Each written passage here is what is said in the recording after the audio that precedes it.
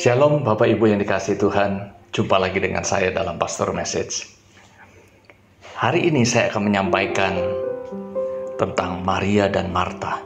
Ada sebuah pembelajaran yang baik yang kita akan dapatkan dari kisah Maria dan Marta. Saya akan bacakan di dalam Lukas pasal 10 ayat 38 sampai 42. Firman Tuhan berbunyi demikian. Ketika Yesus dan murid-muridnya dalam perjalanan, tibalah ia di sebuah kampung. Seorang perempuan yang bernama Marta menerima dia di rumahnya. Perempuan itu mempunyai seorang saudara yang bernama Maria. Maria ini duduk dekat kaki Tuhan dan terus mendengarkan perkataannya. Sedang Marta sibuk sekali melayani. Ia mendekati Yesus dan berkata, "Tuhan, tidakkah engkau peduli bahwa saudaraku membiarkan aku melayani seorang diri? Suruhlah ia membantu aku." Tetapi Tuhan menjawabnya, "Marta, Marta, engkau khawatir dan menyusahkan diri dengan banyak perkara. Tetapi hanya satu saja yang perlu. Maria telah memilih bagian yang terbaik yang tidak akan diambil daripadanya." Bapak Ibu yang dikasihi Tuhan, dari kisah Maria dan Marta kita melihat ada dua pelajaran yang bisa kita ambil.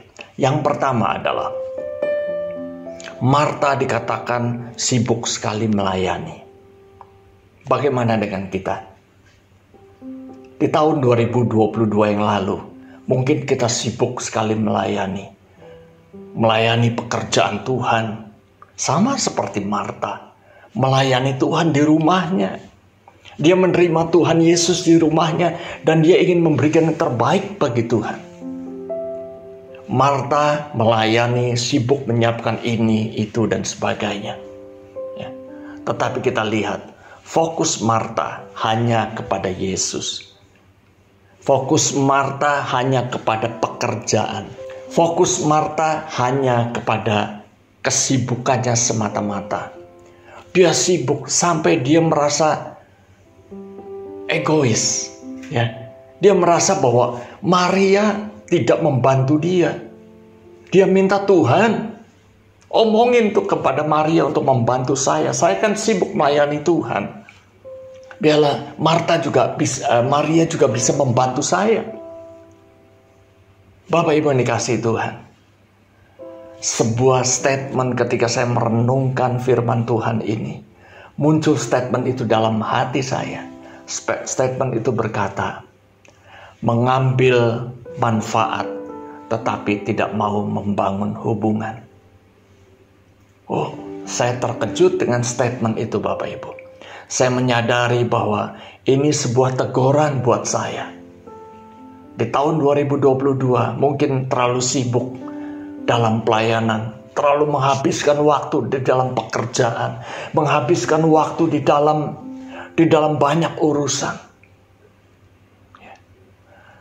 Setiap kali mau pelayanan, saya selalu berdoa, "Tuhan, urapi saya, urapi saya, urapi saya." Ketika akan bekerja, Tuhan, pimpin saya, sertai saya di dalam pekerjaan saya. Di dalam perjalanan saya minta Tuhan pimpin. Rupanya di mata Tuhan, saya ini hanya mengambil manfaat untuk kepentingan saya pribadi. Supaya pelayanan saya berhasil, supaya pekerjaan saya diberkati. Tapi saya tidak mau membangun hubungan dengan Tuhan lebih lagi.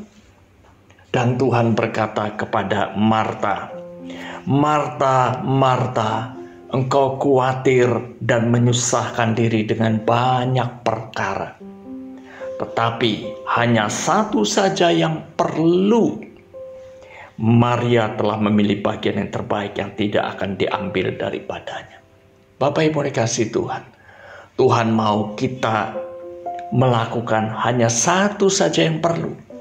Ini yang perlu kita tambahkan dari apa yang sudah kita kerjakan di tahun 2022 maksud saya.